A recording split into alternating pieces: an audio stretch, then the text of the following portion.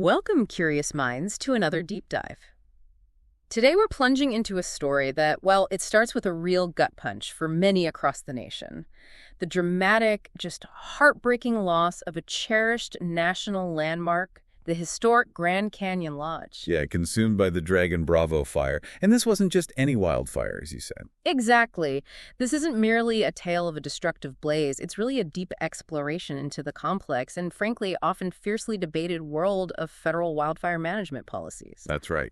And what's really sort of counterintuitive about this whole tragedy is that the very strategy that's sometimes designed to make forests healthier, this confine and contain approach, might have actually contributed to the disaster here. It's exposed a deep philosophical rift, hasn't it, in how we manage our wildlands. It sparked this huge outcry from Arizona's top officials, igniting a national debate. Absolutely. So, to really grasp the gravity of this, our mission today is to extract the most important nuggets of knowledge from the sources you've shared with us.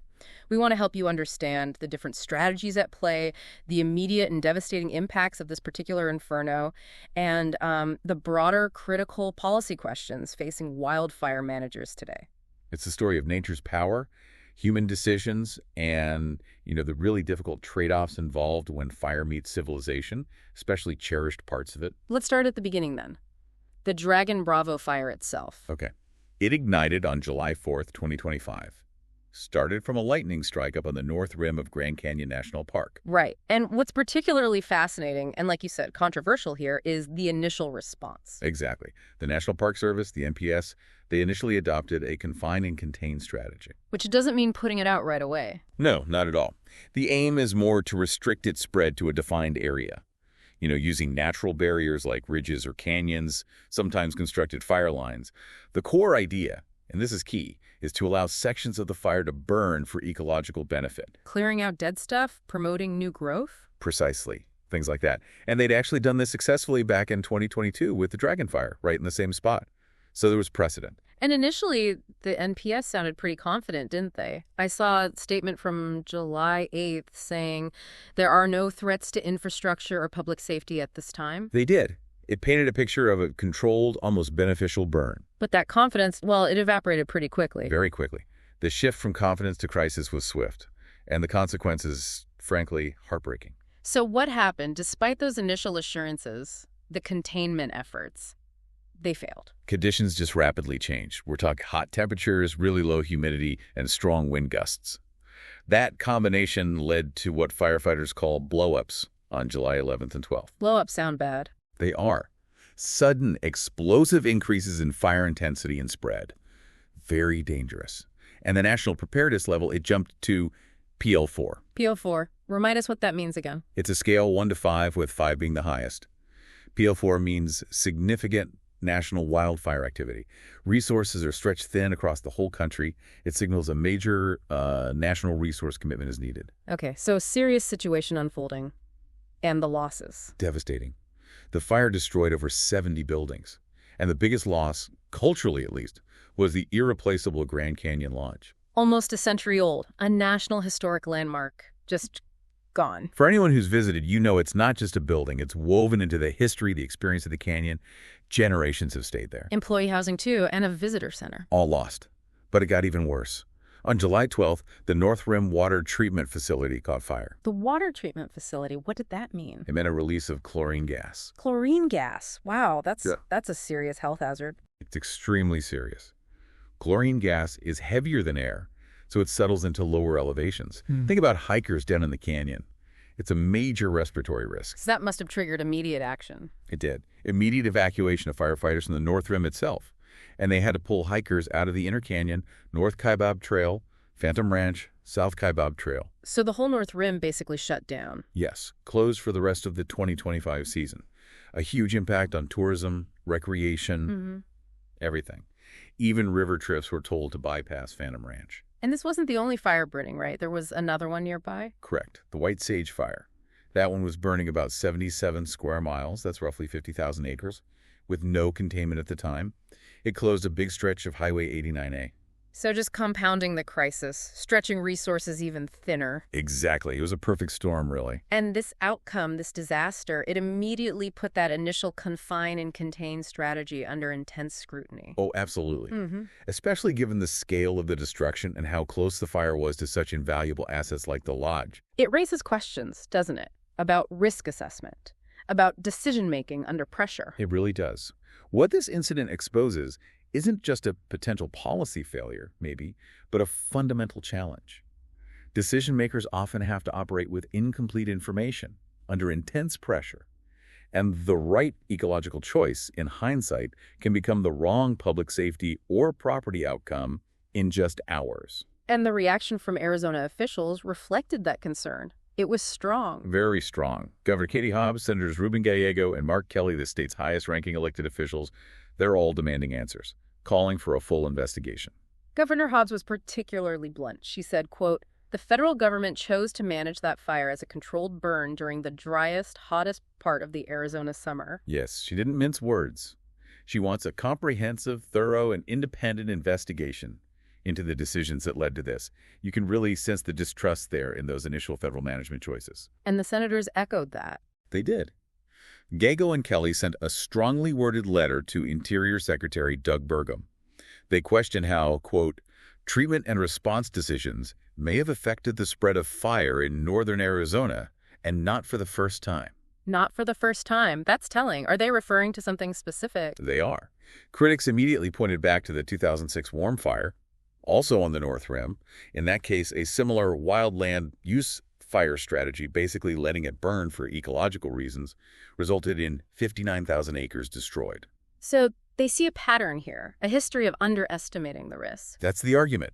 They see it as compelling evidence of repeated errors in judgment, especially allowing fires to burn in sensitive areas during peak fire season. Kurt Davis, he's a natural resources policy advisor, former firefighter. He had some sharp criticism, too. He did. He called the initial strategy playing Russian roulette with the weather conditions.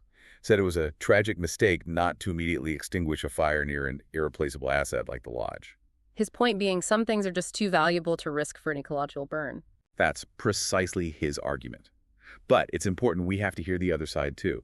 The National Park Service defended their actions. Right. Rachel Pollitt's an NPS spokesperson. What was their defense? She stated the strategy met the suppression objectives and mitigated risk, which sounds maybe a bit bureaucratic after the fact. A bit. What does she mean specifically? Well, she emphasized, quote, "We've lost buildings, but hundreds of lives were saved due to the fact this fire was expertly handled. The safety of the public and firefighters come first. We may be saddened by the loss of buildings, but those can be rebuilt." Wow. That's a stark contrast in priorities. Property versus lives. The lodge isn't just any building, though. No, and that's the painful part. But the NPS asserts their primary objective, human safety, was achieved. They claim success on that front. But Kurt Davis, the critic, he made a point about where investigations should focus. Yes, he stressed targeting policy decisions rather than blaming the frontline firefighters. His argument is that those firefighters are following orders based on existing policy. So the focus should be higher up. Yeah. On the strategy itself. Exactly. He says lessons must be learned to prevent similar losses in the future by really examining those fundamental policy-level decisions. This really does push the focus onto the policies themselves, then. Let's zoom out and look at that framework, the 2001 Federal Fire Policy. What are the guiding principles there? Okay, so the absolute first principle, the most critical one, firefighter and public safety is a first priority in every fire management activity. It even says the protection of human life is the single overriding priority. Which sounds like what the NPS spokesperson emphasized. It does, but it's also what critics like Kurt Davis argue was violated by not immediately suppressing the fire near the lodge. They'd say protecting that asset was part of protecting human value, if not direct life safety at that exact moment. But there's a conflict built into the policy, isn't there? There is. Here's the nuance, the tension. That same policy also explicitly notes that wildland fire's role as an essential ecological process and natural change agent will be incorporated into the planning process. So, safety first, but also let fire play its natural role. That's the tightrope they're walking. Precisely. It's the core dilemma that played out disastrously here. Safety versus ecology. The policy also mentions sound risk management, economic viability, science-based decisions, and essential interagency coordination. And it says the response depends on the situation. Right. Response to wildland fires is based on ecological, social, and legal consequences of the fire. The appropriate management response is dictated by circumstances, safety, resources available. It's definitely not a one-size-fits-all approach. Which allows for judgment calls and potential errors in judgment. Exactly. It introduces discretion, and with discretion comes risk. What about areas where development meets wildland? The WUI, the Wildland-Urban Interface. Yeah, the WUI. There are specific policies clarifying federal roles there: firefighting, fuels reduction, prevention, technical help. But crucially, structural fire suppression, protecting homes, that's primarily a local responsibility. Okay. And when they do decide to suppress a fire, what's the policy goal?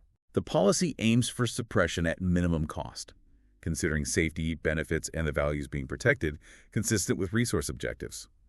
But, and this is really important, it adds that safety and efficiency will not be sacrificed for the sole purpose of cost savings. So cost is a factor, but safety and effectiveness come first. Supposedly, yes. And even for human-caused fires, again, Dragon Bravo was lightning, but this principle informs the debate. The initial action is supposed to be suppression at the lowest cost, with fewest negative consequences, safety being paramount.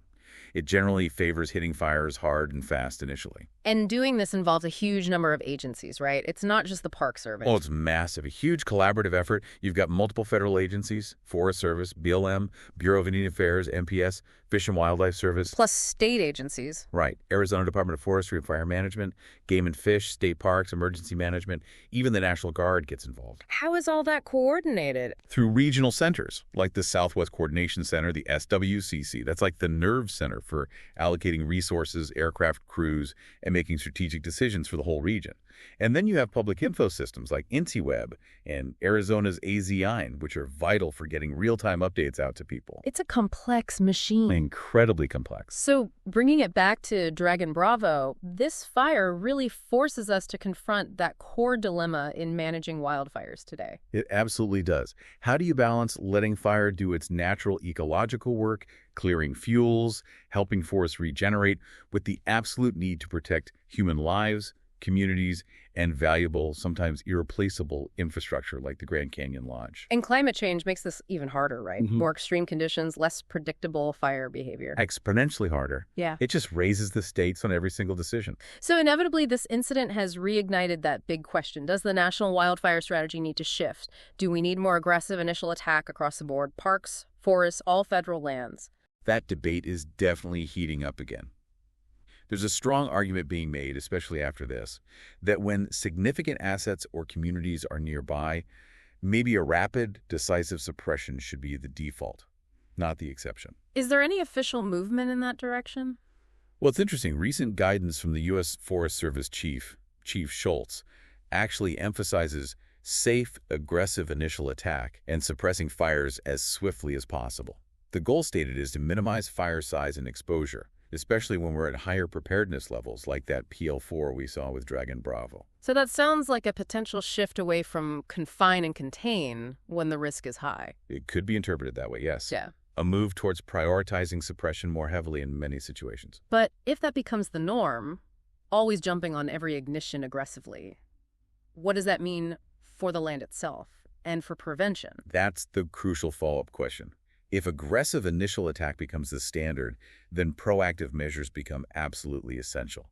You can't just suppress everything and expect the forests to stay healthy or safe in the long run. So you'd need more prescribed burning, more thinning. Exactly. Much more aggressive prescribed fire implementation during the cooler shoulder seasons, those times before and after the main fire season, and significantly increased fuels management projects, thinning forests, clearing underbrush. These aren't just nice-to-haves anymore.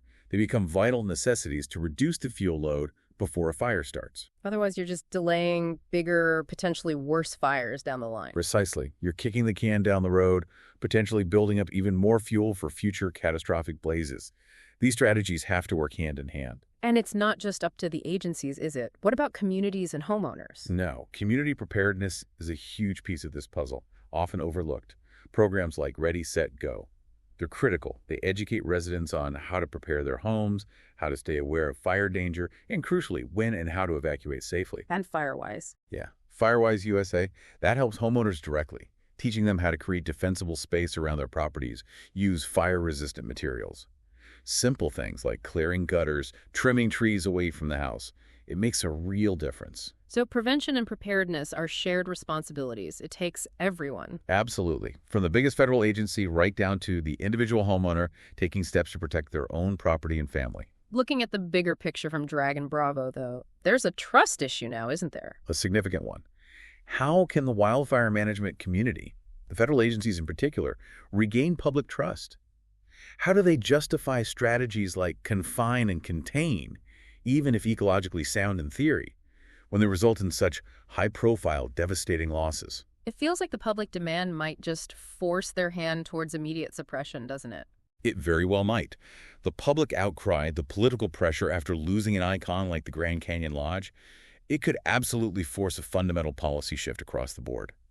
The tolerance for risk, especially perceived risk from letting fires burn, might just be gone in many people's eyes. The economic cost, the emotional cost, it's just too high.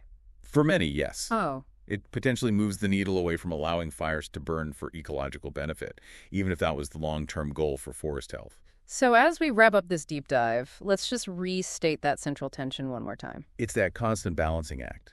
How do we manage the ecological necessity of fire? Because it is a natural process for many landscapes with the absolute imperative to protect human life, cherished landmarks, and critical infrastructure, especially now, facing increasingly extreme and unpredictable weather. And again, this isn't about pointing fingers at the firefighters on the ground. Absolutely not. Those men and women put their lives on the line. This is about understanding the incredibly complex policy decisions, the inherent trade-offs, and how these choices play out, sometimes with unforeseen and tragic consequences. It demands careful reevaluation at the highest levels. So the final thought, the provocative question this leaves us with, the Dragon Bravo fire really forces us to ask, in a world where wildfires are becoming more frequent, more intense, can we truly afford a confine and contain strategy for any lightning-caused fire, even if it seems remote, when irreplaceable assets are nearby and conditions can change so drastically, so quickly?